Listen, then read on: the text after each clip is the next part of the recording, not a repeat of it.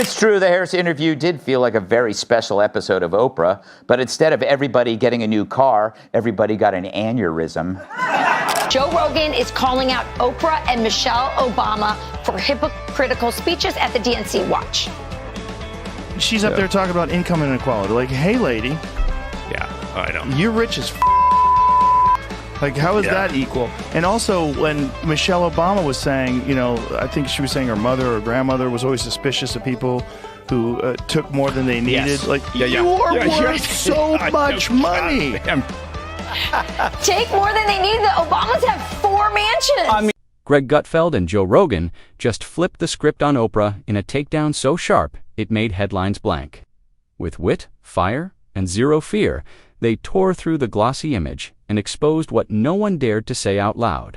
The charm, the empire, the oral under fire. What happened was not just a roast, it was a reckoning.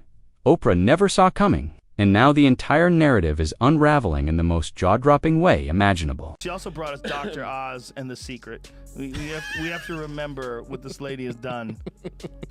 She has to be held accountable. I forgive her, but, I mean, cut the shit. The Secret is a particularly egregious offense. What, you don't believe? You don't believe? Believe? I want to be rich. I am rich. I imagine myself flying. I can fly. I will beat my wings until I take off. Gutfeld did not come to play. He came to peel back layers, and Oprah just happened to be the latest glossy page in his book of roast-worthy legends. If there's one thing Greg does better than deliver a punchline, it's aim that punchline with surgical precision. And when he turned his satirical scalpel toward the house that Oprah built, he did not miss a single brick. A list of favorite things, and as usual, there are lots of expensive stuff. $1,000 pizza oven, $590 drip coffee maker, $80 of luxury salt. Sadly, no proposal from Stedman. Kat, do you think she went over this first to make sure it wasn't too extravagant? What's up? Yeah. It was one of the more I want to say disturbing, but it was confusing when that was taking hold with people. When I had friends that were telling me that The Secret is real and that they imagined they were going to fulfill these childhood dreams that they had about whatever, being a fucking astronaut, whatever it would be. There was a couple people that I knew that were trying to tell me that The Secret was going to be the thing and that they had a vision board and they had photographs, they put pictures up of the things that they wanted, like them in front of large crowds and shit. And I'm like, oh boy. It started as a passing jab. One of those blink-and-do-miss-it comments wrapped in clever wordplay and sarcastic charm. But soon it became clear that this wasn't a drive-by roast. This was a full-on detour into the empire of America's most beloved TV monarch. And Greg was driving a bulldozer. Oprah is actually suggesting that I think you're like, listen, what do you say? Like, this made me think of you. Like, you're probably not going to be alive much longer. Merry Christmas. Oprah, if she did go over this, she is a sick. Yeah. He began by dismantling the mythology, the Oprah Winfrey aura, that larger-than-life image crafted over decades of book clubs, car giveaways, and over-the-top sob stories, where the tears were as predictable as the product placements. Greg zoomed in on the transformation of Oprah from talk show host to spiritual guru, billionaire tycoon, and self-help high priestess. And let's just say he wasn't buying what she was selling. See the Oprah interview? No. She's off the rails. Yeah, Off the rails. I heard about it. Into fucking wine mom country again. Wow. I'm a gun owner. Tim Walz is a gun. I know that. If somebody breaks in my house, they're getting shot. Yes, I hear that. Tim Dillon is the best. Tim Dillon's like, she's saying gypsy curses. What is she saying? He poked holes in the image of humility that Oprah so carefully stitched together. He pointed out how someone who made their fortune convincing people she was just like them somehow ended up living in a $1,000,000 estate with a private avocado orchard, because nothing screams relatability like deciding you're too famous to shop at Target, but still telling people to believe in themselves with a motivational quote printed on a throw pillow. You got cheese, you got pizza. Ray, I'm going to stop you there. Yes. I treat this like the list I get from my kids. They send me emails because they know when I laugh in their face, it hurts. Anyone who wants a $1,000 pizza oven, you're gonna get what Kat picked out. Like, that's the greatest gift you can give somebody because you can't return it. Because returning it, oh, you think you're immortal? You think you're better than us? Like, get your affairs in order. That's the great, you stole the show. They wanted me to talk about a dog towel. That is towel's a towel. Great job, that's the best gift ever, and Oprah has never read this, just like I don't read the list when my kids send me. Greg also rolled his eyes at the way Oprah became the final word on everything health, politics, religion, interior design. At one point, she could have endorsed a brand of shoelaces and made it a top seller on Amazon. And that power, Greg argued, wasn't inspiring anymore. It was bloated. He called it influence inflation. The idea that if Oprah said the sky was green, half the nation would repaint their roofs to match. Then came the part that had people clutching their pearls. Greg took aim at Oprah's ever-expanding circle of celebrity disciples, the flock of famous faces who hang on to her every word as if she were the Dalai Lama of daytime TV. He questioned how someone who championed authenticity ended up surrounded by the most media brand polished phonies in the game. It was like building a house of truth and inviting only holograms to live in it. While Greg was busy dissecting the Oprah brand under a microscope, Joe Rogan took a different approach. If Greg was the scalpel, Joe was the sledgehammer. Roast wasn't delicate, it was explosive, the kind that leaves a dent in the wall and makes everyone wonder if the house is still standing. Bro, you remember the time Oprah had that lady on, its face bit off by the chimp? And she showed her face on TV? Oh, yeah. Miraculously, she survived just the unimaginable. Her name is Charla Nash. Charla almost always covers her face with the hat and scarf. She wears it, she says, because she doesn't want to scare people. The lady was wearing a veil over her face, like, let's see your face, come on. She pulls the veil away. Like a Nope? What are you doing? Would you mind lifting the veil? Oh, no. So we can see?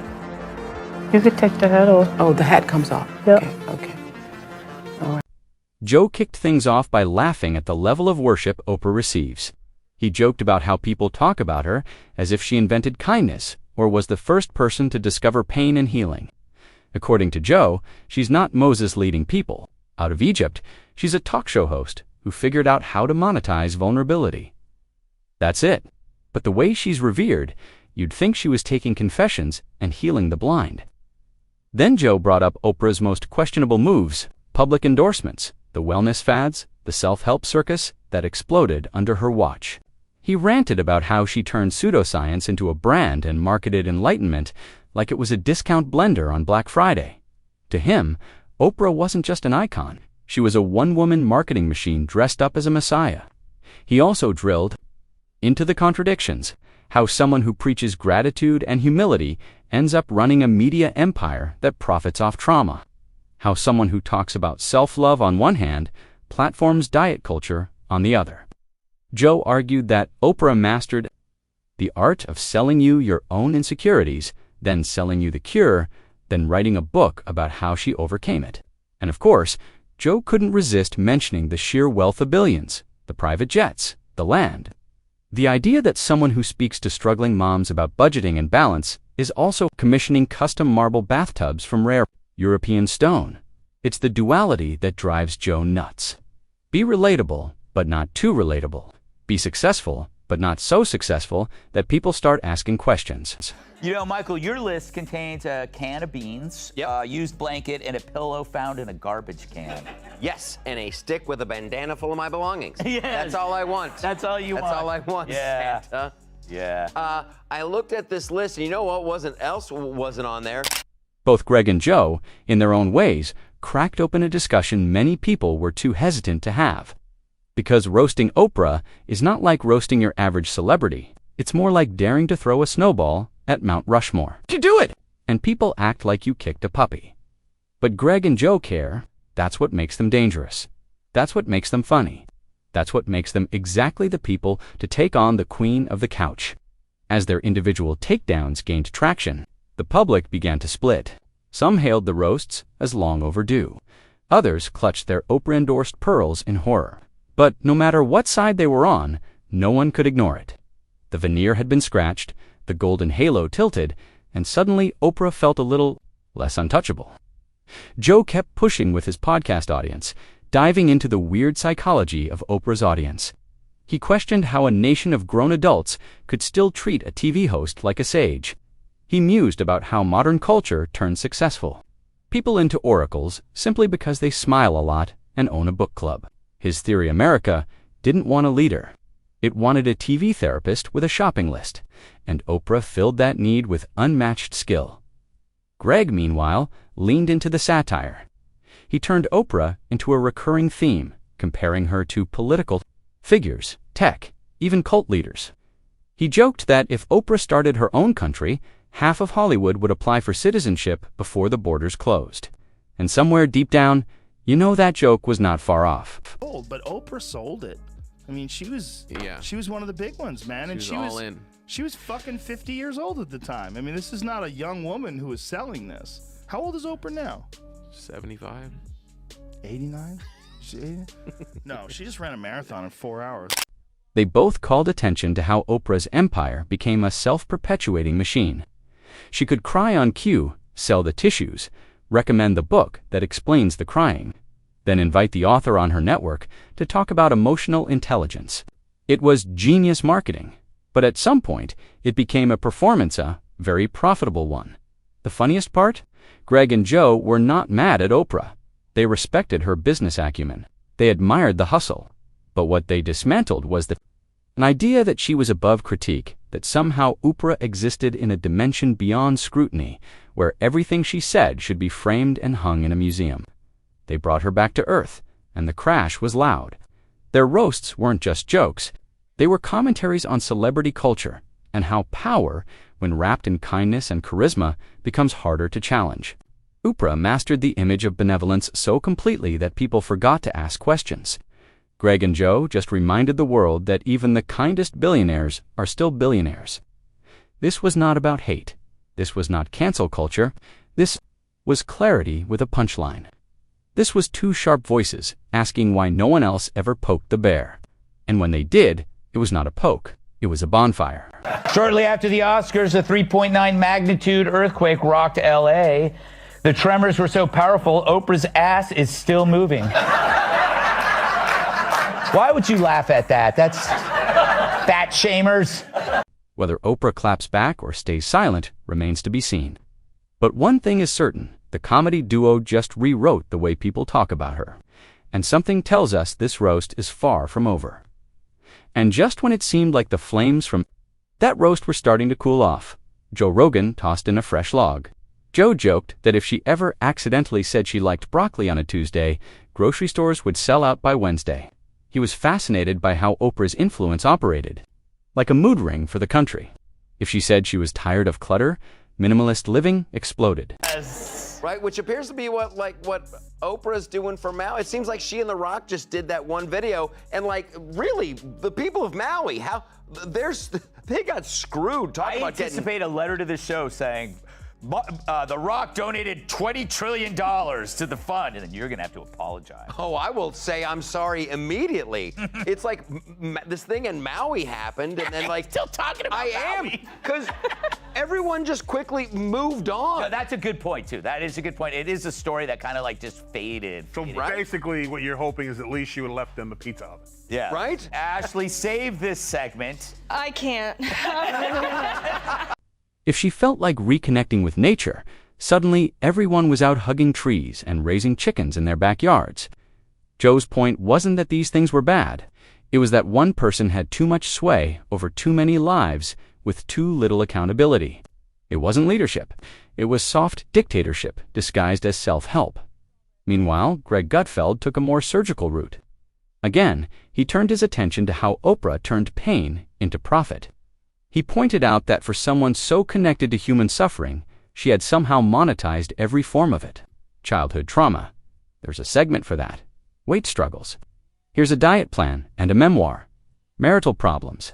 Let's bring in a best-selling author who just so happens to have a book launching next week. Greg marveled at how every emotional moment in Oprah's world came prepackaged with a call to action.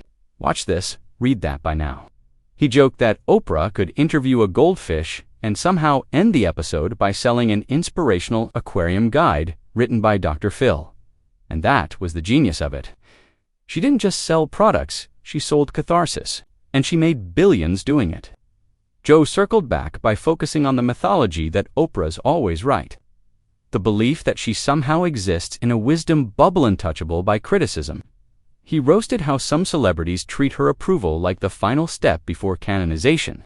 He found it bizarre how people who wouldn't trust their neighbors with movie recommendations were completely fine letting Oprah guide their moral compass.